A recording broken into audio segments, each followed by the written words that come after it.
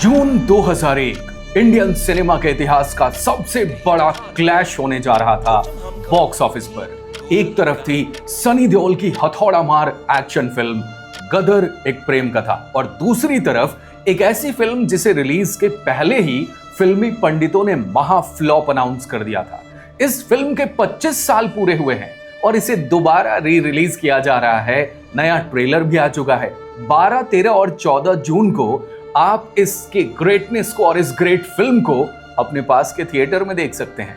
आमिर खान, ग्रेसी सिंह, रघुवीर यादव, यशपाल शर्मा, आदित्य लाखिया इस फिल्म का स्पिनर यानी कचरा। प्रदीप रावत आमिर खान की गजनी का गजनी धर्मा। इतना सन्नाटा क्यों है भाई? ए.के. हंगल और अमिताभ बच्चन का नरेशन, और इनके अलावा बड़े सारे हॉलीवुड एक्टर्स थे इस फिल्म में। फिल्म कल्ट थी, मगर लोगों को इस प्रोजेक्ट पर भरोसा नहीं था।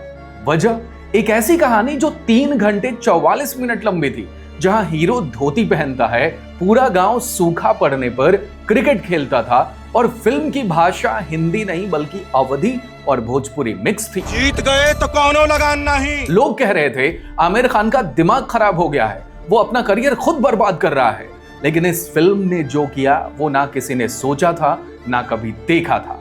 भारत की तरफ से ऑस्कर की टॉप 5 फिल्मों में जगह बनाने वाली ये तीसरी और अब तक की आखिरी फिल्म बनी। आज टीवीसी टॉकीज में हम डिकोड करेंगे द एनाटॉमी ऑफ लगान। जानेंगे कि कैसे भुज के उस रेगिस्तान में हॉलीवुड एक्टर्स को लाकर सर्वाइवल की जंग लड़ी गई थी, और कैसे उस दौर के रियल लाइफ क्रिकेट क्रेज को इस फिल्म में डाला गया, और इस फिल्म ने थिएटर्स में स्टेडियम बना दिया। जैसे अभी माइकल जैक्सन की बायोपिक के लिए थिएटर म्यूजिक कॉन्सर्ट बना हुआ है। ये वो दौर था जब भारत में क्रिकेट सिर्फ एक खेल नहीं था बल्कि एक धर्म बन चुका था। सचिन तेंदुलकर भगवान थे, सौरव गांगुली ने टीम में एक नया आक्रामक जोश भरा था, और मैच फिक्सिंग के काले साए से निकलकर भारतीय क्रिकेट फैंस दोबारा इस खेल से प्यार करना सीख रहे थे। और ऐसे माहौल में आशुतोष गोवारिकर एक ऐसी स्क्रिप्ट लेकर आते हैं जहां क्रिकेट सिर्फ मनोरंजन नहीं बल्कि जिंदगी और मौत का सवाल था। जीत गए तो कौनो लगान नहीं, लेकिन हार गए तो 3 गुना लगान भरे पड़ी। मैच भी ऐसी 2 टीम्स के साथ जिसमें एक में वो अंग्रेज जो क्रिकेट खेलना बखूबी जानते थे, क्योंकि ये खेल उनका ही तो है। एक तरफ भुवन की टीम जिसमें कोई सही गेंद फेंकना भी नहीं जानता था, चौका, नो बॉल, आउट ये सब उन्हें पता ही नहीं था। आसमान की तरफ काहे उंगली दिखा रहा है? अपनी अम्मा को याद कर रहा है, ऊपर बैठी है ना। सही पैड, हेलमेट, बैट का स्टांस, नियम ये सब उनको मालूम ही नहीं थे, और फिर ये मैच उनके लिए बन गया जीने मरने जैसा। ये एक लड़ाई है जो हमका जीतनी है। जब डायरेक्टर आशुतोष गोवारिकर इस कहानी का 5 मिनट का आइडिया लेकर आमिर खान के पास गए तो आमिर ने इसे एक मजाक समझ करके रिजेक्ट कर दिया था। आमिर का कहना था पीरियड ड्रामा और उसमें भी क्रिकेट, ये कॉन्सेप्ट ही बकवास है। लेकिन आशुतोष गोवारिकर ने हार नहीं मानी। उन्होंने पूरे 8 महीने लगाकर फिल्म की स्क्रिप्ट लिखी। जब उन्होंने दोबारा आमिर खान को नरेट किया तो आमिर खान की आंखों में आंसू थे। उन्होंने कहा स्क्रिप्ट लाजवाब है, और इसका बजट इतना बड़ा है कि कोई प्रोड्यूसर इसे छुएगा भी नहीं। और यहीं से जन्म हुआ आमिर खान प्रोडक्शंस का। आमिर ने खुद इस फिल्म को प्रोड्यूस करने का रिस्क लिया, जो उनका सबसे बड़ा जुआ था, और ये जुआ वो जीते। आमिर खान के प्रोडक्शन की लगान पहली फिल्म है, और लगान की कास्टिंग की सबसे बड़ी खूबसूरती थी इसके ब्रिटिश कैरेक्टर्स।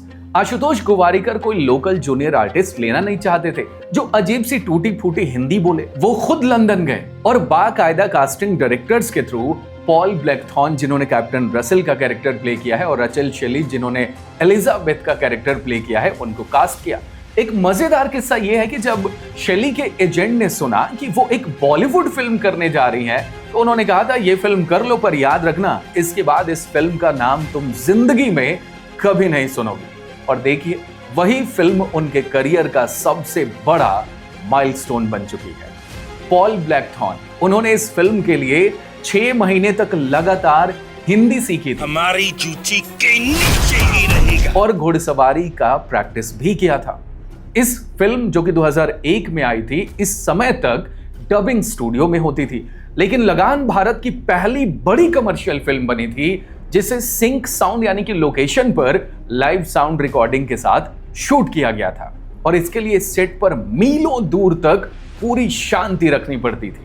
और भुज की 45 डिग्री की तपती गर्मी में जहां मिनरल वाटर से बाल धोने पड़ते थे ताकि पानी की कमी से कोई बीमार ना हो, वहां आमिर खान से लेकर हॉलीवुड एक्टर्स तक सब सुबह 4 बजे एक ही बस में बैठकर सेट पर जाते थे।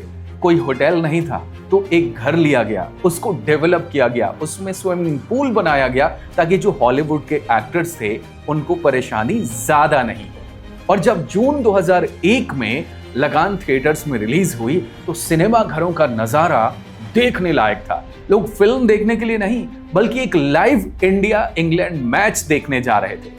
और जैसे ही भुवन यानी आमिर खान का कैरेक्टर स्क्रीन पे चौका मारता है, थिएटर में लोग सीट से उठकर तालियां बजाने लगते थे। He's on a hat trick. और जब कचरा यानी कि आदित्य लाखिया हैट्रिक लेता है तो लोग थिएटर्स में वैसे ही चिल्लाते थे जैसे सचिन की सेंचुरी पर वानखेड़े स्टेडियम चिल्लाता था। इस फिल्म का बजट 25 करोड़ रुपए था, उस दौर की सबसे महंगी फिल्म थी और इसका डोमेस्टिक नेट कलेक्शन हुआ लगभग 34.5 करोड़ और वर्ल्ड वाइड ग्रॉस कलेक्शन इसका रहा ऑलमोस्ट 66 करोड़। और इस फिल्म ने क्रिकेट के क्रेज को इस कदर इनकैश किया कि जो महिलाएं या बुजुर्ग क्रिकेट नहीं देखते थे वो भी भुवन की टीम को जिताने के लिए थिएटर्स में प्रे कर रहे थे। ये सिनेमा और स्पोर्ट्स का सबसे बड़ा और पहला सफल फ्यूजन था। किसी भी स्पोर्ट्स ड्रामा को तब तक आइकॉनिक नहीं बनाया जा सकता जब तक उसका म्यूजिक देखने वालों के रोंगटे खड़े ना करते। और जब टीम में AR रहमान और जावेद अख्तर जैसे लेजेंड्स हों तो इतिहास बनना तय था। जबकि जावेद अख्तर साहब ने खुद अपने कई इंटरव्यू में कहा है कि वो जान रहे थे और आमिर खान को इन्होंने वार्न भी किया था कि लगान फ्लॉप हो जाएगी, आप अपना करियर बर्बाद कर लेंगे। लेकिन जब इसके गाने आए, इस गाने में AR रहमान ने बादलों की गरज और किसानों की उम्मीद को इस तरीके से संजोया कि सूखा ग्रस्त भारत की बेबसी साफ दिख रही है।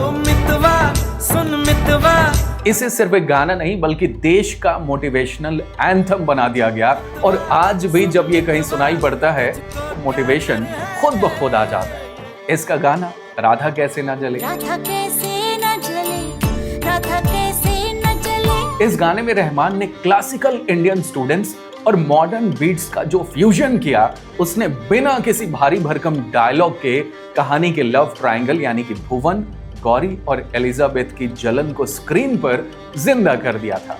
लगान को असली ग्लोबल पहचान तब मिली जब इसे 74वें ऑस्कर अवार्ड्स 2002 में जो ऑर्गेनाइज किया गया था उसमें बेस्ट फॉरेन लैंग्वेज फिल्म की कैटेगरी में ऑफिशियल नॉमिनेशन मिला।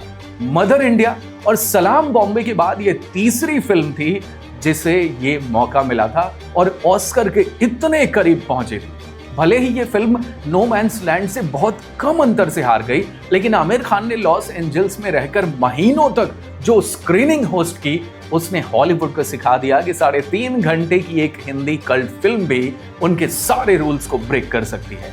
और अब तो धुरंधर ने सारे रूल्स ऐसे ही ब्रेक कर दिए हैं। लगान का इम्पैक्ट सिर्फ 2001 तक सीमित नहीं था। आज 25 साल बाद भी ये फिल्म हमारे सोशल मीडिया में पूरी तरह जिंदा है अपने मीम्स के साथ। कैप्टन रसेल का वो दुगना लगा, जैसे ही कंट्री में टैक्स बढ़ता है, थोड़ी महंगाई आती है तो फिर कॉर्पोरेट कंपनीज के अप्रेजल की बात होती है तो ये चेहरा कैप्टन रसेल वाला मीम्स में सबसे पहले नजर आता है। मगर कचरा खेलेगा। ये वाला मीम ऑफिस या टीम में कोई अकेला बंदा पूरी टीम का काम संभालता है तो ये मीम बनता है। सो माय डियर फ्रेंड्स, लगान सिर्फ एक क्रिकेट मैच की कहानी नहीं थी, ये कहानी थी टीम बिल्डिंग की, ये कहानी थी लीडरशिप की और ये कहानी थी कि जब रिसोर्सेज ना हो तब भी अपने हक के लिए कैसे लड़ा जाता है। आशुतोष गोवारिकर का वो अटूट विजन और आमिर खान का खुद पे कॉन्फिडेंस, यही वजह है कि आज भी जब टीवी पर लगान आती है तो उस आखिरी बॉल पर हमारी सांसें वैसे ही रुक जाती हैं जैसे साल 2001 में रुकी थी। ये फिल्म जब रिलीज हुई थी तो आप क्या कर रहे थे? मैं 9th क्लास में था। और आपको लगान का सबसे आइकॉनिक कैरेक्टर या सीन कौन सा लगता है? कमेंट करके बताइएगा। आप उस वक्त क्या कर रहे थे ये भी कमेंट कीजिएगा। और वीडियो आपको अच्छी लगी है तो सब्सक्राइब कीजिएगा टीवीसी टॉकीज को बिना भूले, वीडियो को शेयर कीजिएगा ज्यादा से ज्यादा, क्योंकि आमिर खान की ये कल्ट क्लासिक है। मिलते हैं अगले वीडियो में। जय हिंद।